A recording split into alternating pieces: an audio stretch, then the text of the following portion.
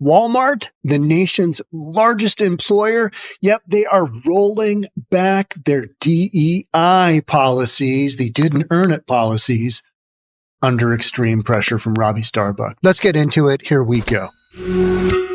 Walmart, the world's largest retailer and now the most recent corporation to roll back diversity, equity, and inclusion policies. Walmart confirmed the changes Monday. The company says it will not be renewing its Center for Racial Equity, a $100 million philanthropic commitment to address the root causes of gaps in outcomes experienced by Black and African American people in education, health, finance, and criminal justice systems, which was put in place in 2020 after the murder of George Floyd. Walmart told the Associated Press it also plans to more closely monitor third-party online sellers to make sure they don't sell sexual and transgender items marketed toward children, including chest binders. The company confirms. Were they selling chest binders? I mean, is that really a thing? I always thought they were just like medical tape wrapped up and around, right? Oh, I don't know. This stuff is just so crazy. I don't even know what to... Right? They will also stop participating in the Human Rights Campaign Corporate Equality Index, an annual survey that assesses policies and benefits for LGBTQ+ employees. We've been on a journey and know we aren't perfect, but every decision comes from a place of wanting to foster a sense of belonging, to open doors to opportunities for all our associates, customers, and suppliers, and be a Walmart for everyone, Walmart representatives said in a statement. The changes come weeks after President-elect Donald Trump, a critic of DEI policies, won the election. Robbie Starbuck is a conservative commentator who's been vocal and critical of companies with corporate DEI policies, calling out the companies on X. We are unstoppable at this point with a 100% flip rate where we change corporate America and get them back to a culture of sanity and neutrality. A 100% flip rate. So he literally looks sideways at these guys. And guess what? Yeah. DEI policy. We're just getting rid of it. No more funding for anything LGBTQ+. Just none of that. All of a sudden, just boom. It's crazy. Last month, a group of Democratic House members wrote a letter to Fortune 1000 companies, encouraging them to keep their DEI initiatives in place, writing, "We write to call on you to reject division and continue supporting programs, policies, and initiatives that give everyone a fair chance at achieving the American dream." Walmart joins a list of other companies that have also announced they're rolling back DEI initiatives, including Tractor Supply, John Deere, Lowe's, Harley-Davidson, and Ford. For Straight Arrow News, I'm Lauren Taylor. We covered all those. We got Walmart, the nation's largest private employer. It's the latest company to make changes to its DEI. And this is under pressure from Robbie Starbuck. Retail giant said it would not renew a racial equity center. It created an entire center for this stuff. Now, so much of this has come about because we've seen what DEI policy does. And it essentially just takes a company and, all right, let's put a bunch of hires in that may or may not be qualified for those positions. And it creates all of this. It doesn't, the typical competitiveness and hiring the right person for the job. That's just not happening. Not happening. So all of these employers, at the end of that last video, the person running that Straight Arrow News is like, oh, no, we've got Tractor Supply, we've got John Deere. We've covered all those. And now we've got the biggest employer, private employer in the United States going, yeah, not so much. Retail giant said it would not renew a racial equity center it created following the 2020 murder of George Floyd. And it would no longer participate in an annual benchmark index from LGBTQ+ advocacy groups. Now, what does that look like? I think that's right here. Yeah. This anti-DEI activist is targeting an LGBTQ index. Major companies are listening. And they really are. I mean, all Robbie Starbucks has to do is kind of just look sideways at them. And guess what? They are, and they just shut everything down. I mean, what this tells me is that these companies knew this was a bunch of nonsense and it wasn't helping out their bottom line. Hence, It's not helping out the shareholders, equity positions. And it's not all about profit. I get that. But at the end of the day, it kind of is, right? You got to have some reasonableness in there. But when all of your reasonableness goes to like, all right, how's our LGBTQ index doing? Then you're just like your entire business model is being created to appease these far left activists. And that's just no longer a thing. And what we really saw was in the last election, presidential election, is that the whole trans rights thing just wasn't what normal people were thinking about, wasn't what the majority of people were concerned about. They were concerned about inflation. They were concerned about a border.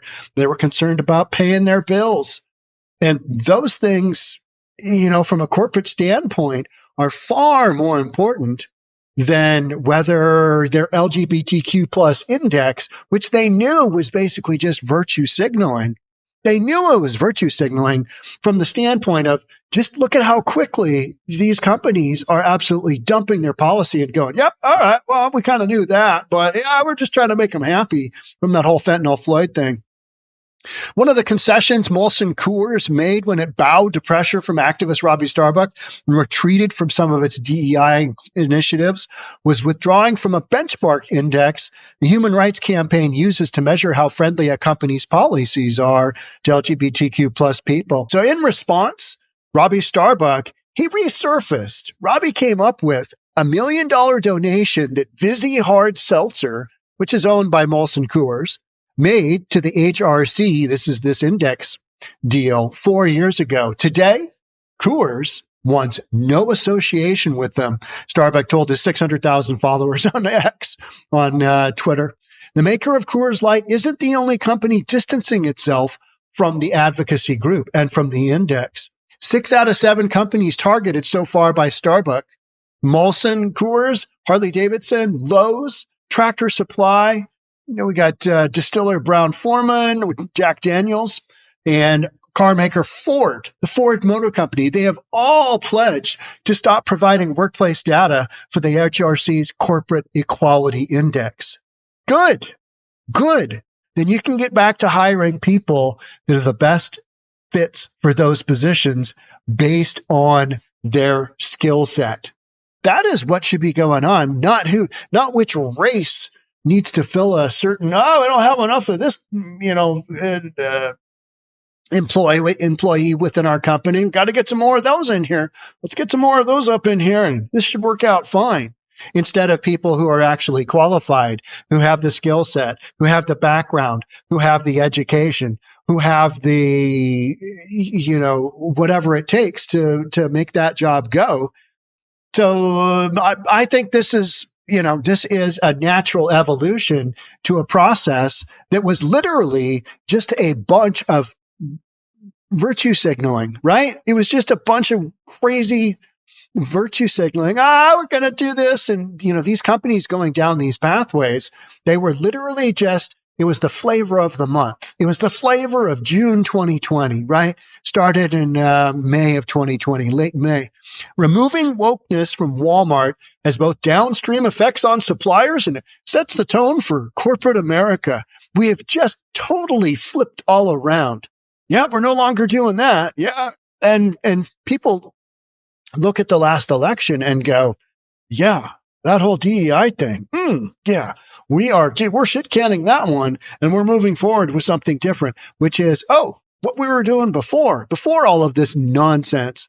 So changing the normal operating policy at nearly $1 trillion company is a gargantuan feat that many have tried to achieve, but no one until now has actually been able to get done. And literally all Robbie Starbuck does, we've talked about this a bunch here on News for Reasonable People, all Robbie Starbuck does is go, hey, I'm checking out your DEI policy. I'm checking out who you donated to. I'm checking out, your corporate written policy. And these companies, before they even do that, Robbie's checking us out. Need to get rid of that. And boom, they just drop the hammer like we've seen here with Walmart. It's astounding that these massive companies put this stuff in place, trying to get the juice from the whole George Floyd deal, from the whole defund the police, from the Black Lives Matter, and then all of a sudden, oh man, stockholders, boy, they've got a point here. This stuff really isn't working out. So all right, and then Robbie Starbuck's looking at us, sideways. Hey, what are you guys up to? And then the hammer gets dropped on these programs. But 4 years after those 2020 promises, the political landscape has shifted. So business hasn't shifted.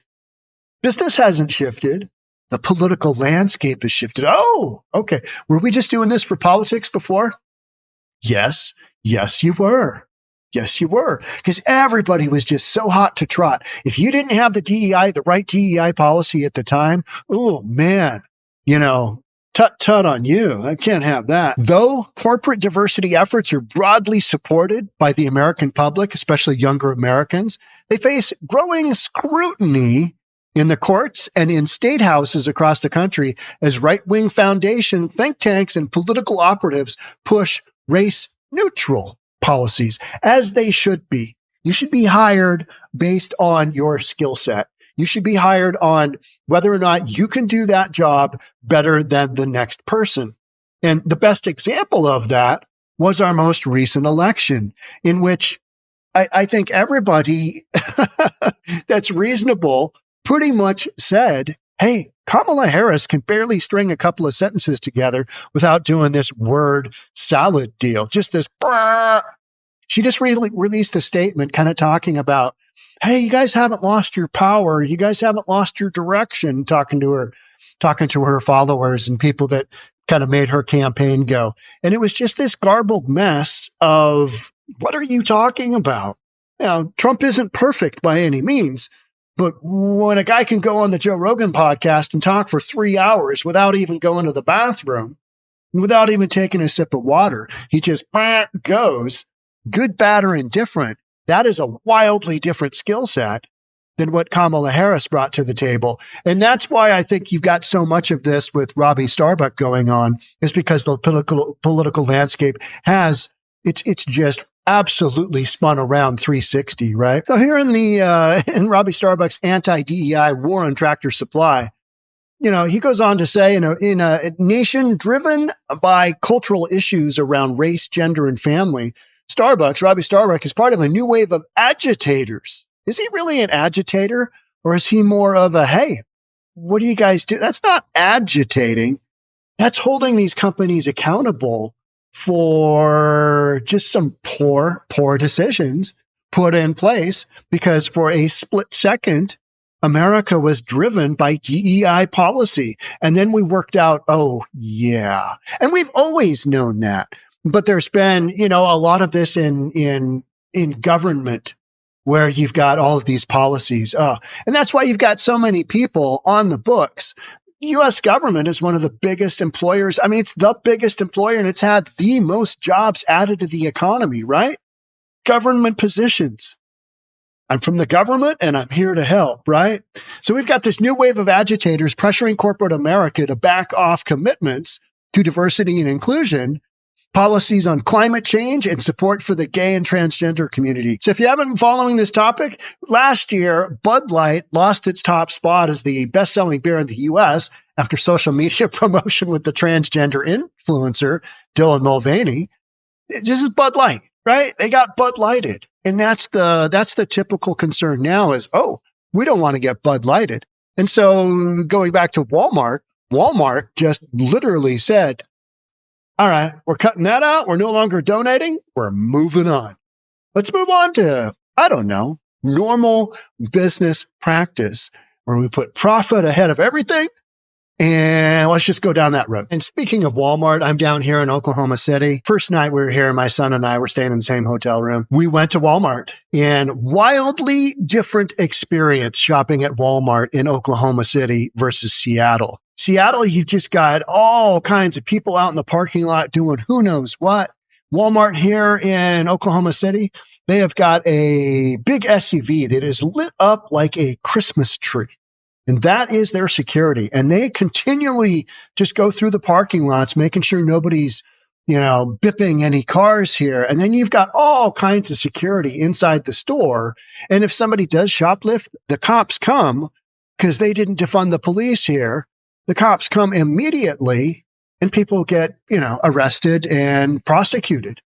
So, not to say that there's no crime here, but it's just this wildly different approach. And you've got a whole bunch of people inside the store that have the authority to basically run people down. You're not just letting people walk out the front door. It's a wildly different mindset here. It's a wildly different, experience as a consumer, because you're like, there's actually people here looking for those shoplifting. And that just has to do with culture here. They've got a bunch of crime going on here in Oklahoma City, but how they handle it is the way that I look at it. And it's from the standpoint of, if we catch you, you're going to be prosecuted and you're going to have consequences. And that's the way it should be, right? Kind of like these corporate policies going back to, hey, who's most qualified for the job? Yeah, should have never diverged from that. Should have never gone away from that. But it did. In places like Seattle, where I'm from, have gone down this whole justice reform thing and let everybody just run out of the store. Absolute nonsense. All right. That's it for me on this one. Thanks so much for being here. I'll catch up with you in the next one. Bye for now.